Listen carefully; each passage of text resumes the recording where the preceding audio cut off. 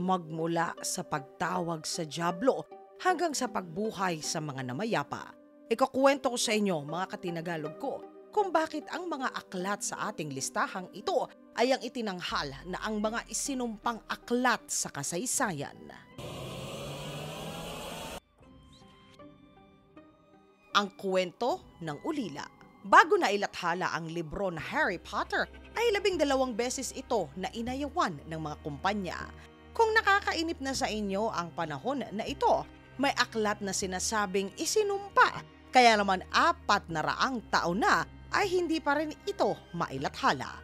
Nang ika-16 na siglo, isinulat ang aklat na ito ni Martin de Leon Cardenas. Pinamagatan niya ito na ang kwento ng ulila o ang The Orphan Story. Umikot ang kwento sa isang 14 na taong gulang na bata na taga-bansang Espanya at sa paglalakbay nito papunta naman sa bansa ng Amerika.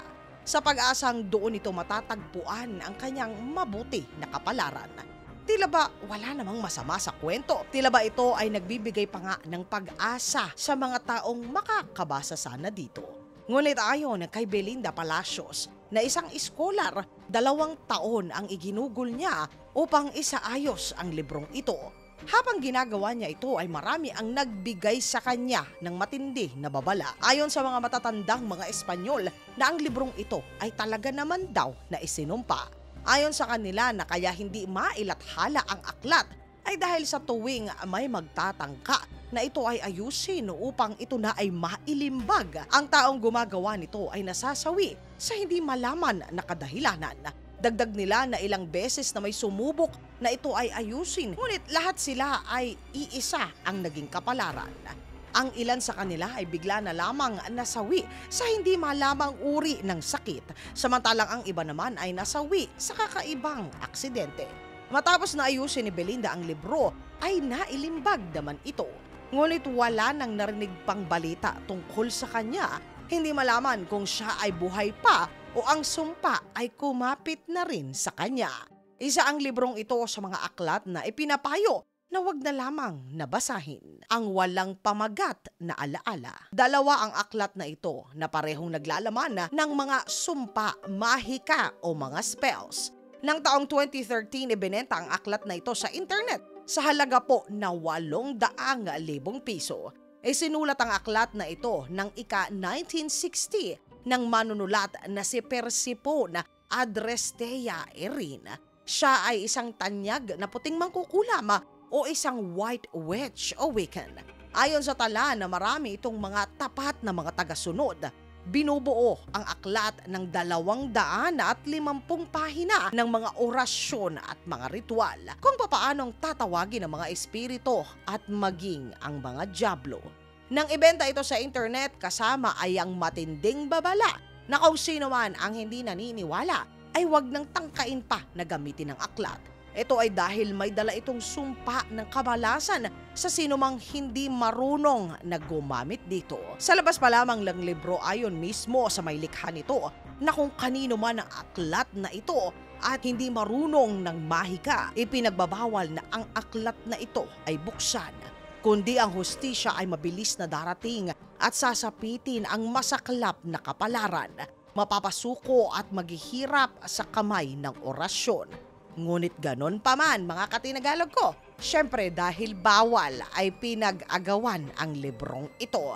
At kalauna naman ay nabili sa halaga na akin na sinabi. Ang libro ng sagradong mahika ng Abramelin at Salamangkero. Kung sa panahon natin ngayon mga katinagalog, ang regalo natin sa ating supling sa kanyang ika-7 kaarawan ay birthday party. Ibahin ang Salamangkero na si Abramelin.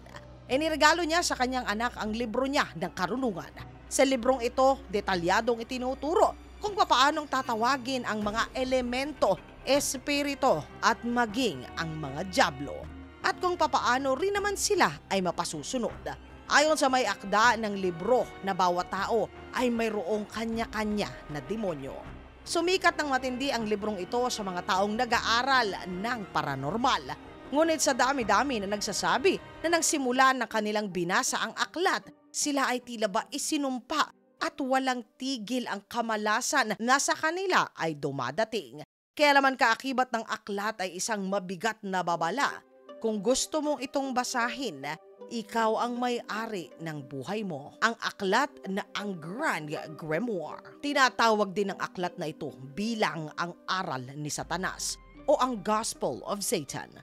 Malamang sa kung sino man ang nakakakita nito ay tiyak na mag-iisip kung tama ba na ito pa ay buksan o kahit nga ba tangkain na pakialaman. Ayon sa kwento na ang librong ito ay sinulat ng isang tao na sinusukuban mismo ni Satanas. Unang lumabas ang aklat na ito na sinabing isinulat ng ika-16 na siglo. Sinasabi ng aklat na ito ay ang pinaka-nakakatakot na aklat na nailimbag sa kasaysayan. Sa librong ito, matatagpuan ang itim na kaalaman kung papaanong tatawagin ng mga demonyo maging ang mga kaluluwa ng mga namayapa. Ayon sa tala na ang kabayaran sa pagbukas pa lamang ng ipinagbabawal na aklat na ito ay ang mismong kaluluwa ng nagbabasa dito. Tila ba ibinenta na ang kaluluwa nito sa demonyo kung napapaisip kung sa tindi ng kapalit nito kung nakaninong kamay na ito sa ngayon. Magandang balita po mga katinagalog, hindi ito mabibili o basta mababasa sa internet. Ito ay dahil ang aklat na ang Grand Grimoire ay nakatago sa kaha ng Vatican at walang sino man ang maaari na ito ay masilayan. Mga katinagalog ko, kung bibigyan po kayo ng pagkakataon na naisin po ba ninyo na basahin ang ilan sa mga librong ito sa ating listahan? Isulat po ang inyong saloobin sa comment section sa ilalim upang sama-sama naman po na ito ay ating basahin. Mga katinagalog ko, maraming salamat po sa pagsama ninyong muli sa isa na namang makabuluhang segment natin sa araw na ito.